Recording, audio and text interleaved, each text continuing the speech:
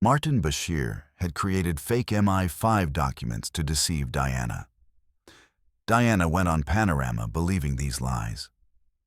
When she said, "There were 3 of us in this marriage," the world was shocked. But the truth about the manipulation wouldn't emerge until years later. October 1995, Kensington Palace. Diana Spencer sat in her office, unable to believe the documents she held in her hands. Across from her, BBC reporter Martin Bashir watched Diana's reactions with a concerned expression. "Are these documents real?" Diana asked with a trembling voice. "Unfortunately, yes, ma'am. These are my 5 secret files about you." Bashir replied in a serious tone. "Your phone conversations are being monitored. Your movements are being tracked." Diana's hand was shaking. The documents mentioned excerpts from her private conversations, lists of her friends, and even communications between Charles and the security services. "Is Charles aware of this?" Diana asked. "Ma'am, these documents show that Prince Charles is at the center of this operation. They're running a campaign to make you look unstable, to take custody of the children." Diana was in shock. Was the paranoia she had felt for years real? Was she really being watched and monitored? "What should I do?" Diana asked desperately. "Ma'am, you need to tell your story. The public needs to hear your real voice. They're trying to silence you." Bashir's strategy was perfect. He was manipulating Diana by using her greatest fears. "But how? The palace will try to prevent me from speaking." "We can do a secret interview, ma'am. Just you and me. No one will know. Your chance to tell your real story to the world." Diana was thoughtful. In recent months, the tension with the royal family had reached its peak. Charles's relationship with Camilla could no longer be hidden. Perhaps it was time to tell the truth. Would this interview be safe? "Completely safe, ma'am. In BBC's secret studio with only technicians we trust. No one will know you're there." Diana looked again at those fake documents. Evidence showing MI5 was watching her. Notes implying Charles was making plans to discredit her. "Okay," Diana said with a determined voice. "Let's do this interview." Bashir smiled secretly. His plan had worked. In the following weeks, Bashir continued to feed Diana's fears. In every meeting, he brought new evidence, fueling Diana's paranoia. "Ma'am, according to the latest intelligence reports, there are informants around you," Bashir said seriously. "Who?" Diana asked anxiously. "Even your closest friends might be unreliable. The palace is manipulating them to speak against you." Diana couldn't trust anyone anymore. Even her closest friends began to seem suspicious. "Are my children safe?" This was Diana's greatest fear. "Ma'am, if you stay silent, you could lose custody of them. Charles and the Queen are trying to portray you as an unfit mother." This was the last straw for Diana. She had to fight for her children. The interview date was set, November 5th, 1995. Diana would secretly go to the BBC studio. No one would know. "What kind of questions will you ask?" Diana asked. "Only questions that tell the truth, ma'am. The truth the public deserves to know." "Will you ask about Camilla?" Bashir hesitated. "Ma'am, if you want to talk about it." "There's nothing left to hide," Diana said determinedly. BBC Television Center, 7:30 p.m. Diana had been secretly brought to the studio. Nobody knew she was there. Bashir and his small team had completed their preparations. "Are you ready, ma'am?" Bashir asked. Diana took a deep breath. "I've never been more ready in my life." The cameras started rolling. Diana's famous blue blouse and black eyeliner look would go down in history. "Your Royal Highness, there are rumors about your marriage. Diana began to speak. She talked about Charles's distance, his emotional betrayal, how she felt worthless.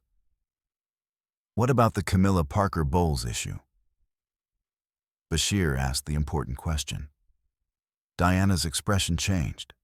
She had been preparing for this moment for years. Did your family and friends suspect there was a third person in your marriage? Bashir continued. Diana's heart raced. Once she gave this answer, there would be no turning back. Well, Diana began, her voice determined. There were 3 of us in this marriage, so it was a bit crowded. At that moment, the world stopped. Diana had just announced Charles and Camilla's relationship to the world. Even Bashir was shocked. He wasn't expecting such a direct answer. So you? Bashir questioned. Yes, there was someone else. There always was. Diana continued her revelations. She talked about Charles's devotion to Camilla, how she felt in this situation. Would you like to be queen? Bashir asked. I'd like to be a queen of people's hearts, Diana replied. Throughout the 2-hour interview, Diana exposed the darkest secrets of the royal family. With each answer, she was dropping a bombshell. That same night, in different places, members of the royal family were watching this interview. At Highgrove House, when Charles turned on the television and saw Diana's face, he was first surprised. What's going on? He murmured to himself when he heard the words. Well, there were 3 of us in this marriage, so it was a bit crowded. He froze. No, he shouted and threw the remote at the television. The screen cracked. Charles began pacing angrily around the room. This woman has ruined me, completely ruined me. He picked up his phone and immediately called the palace. I need to speak with Her Majesty urgently. At Buckingham Palace, Queen Elizabeth was watching the interview in her private quarters. Each word from Diana shocked her more. When she heard 3 of us in this marriage, she dropped her teacup. Philip, she called out. Philip, come here immediately. Prince Philip came running. What happened? Diana is on Panorama. She's telling everything. Everything. They both watched, frozen in front of the television. This is a disaster, the Queen whispered. An absolute disaster. At St. James Palace, royal advisors were in panic. How could this happen? Didn't anyone know? Is there a damage control plan? The phone wouldn't stop ringing. Journalists, advisors, even ambassadors from other countries were calling, demanding explanations. This will be in all the newspapers tomorrow morning. Not just newspapers, the whole world. When the interview ended, Diana's life had completely changed. The next morning, Diana's Panorama interview was the main news in all world press. Diana shocks. 3 of us. Royal bombardment. Charles immediately returned from Highgrove to London. When he entered his office, the phone was ringing constantly. Sir, his secretary Sarah said, Her Majesty wants to see you immediately. An extraordinary crisis meeting was held at Buckingham Palace. This interview has shaken trust in the royal family, the Queen said in a cold voice. Diana is now out of control. But ma'am, Charles tried to object, the public supports her. Public support is temporary. Damage to the institution is permanent. An important decision was made at the meeting. Diana's royal titles would be reviewed. That same day, Diana was faced with a media storm at Kensington Palace. Hundreds of journalists were waiting at the palace gates. Ma'am, her private secretary Paul Burrell said anxiously, the royal family is very angry. The Queen wants to see you. I know, Paul, but there's no going back now. Do you regret it, ma'am? Diana thought for a long time. No, the truths needed to be told.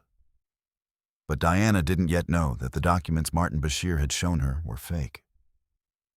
My5 wasn't watching her. Charles wasn't plotting to discredit her. It was all Bashir's manipulation. This truth would only emerge 25 years later, in 2020. By then, Diana would no longer be alive. The consequences immediately after the interview were severe. The Queen ordered that Diana and Charles must divorce as soon as possible. Diana's royal protection was reduced. Strict rules were imposed regarding custody of the children. Diana came under media siege. "There were 3 of us in this marriage" became one of the most famous TV moments in history. But Diana would pay for this with her life. And the truth about Martin Bashir's manipulation only emerged years after Diana's death. Until then, Diana never knew that those who thought themselves heroes were actually manipulated victims. This interview had been Diana's greatest triumph, but it was also the beginning of her greatest tragedy.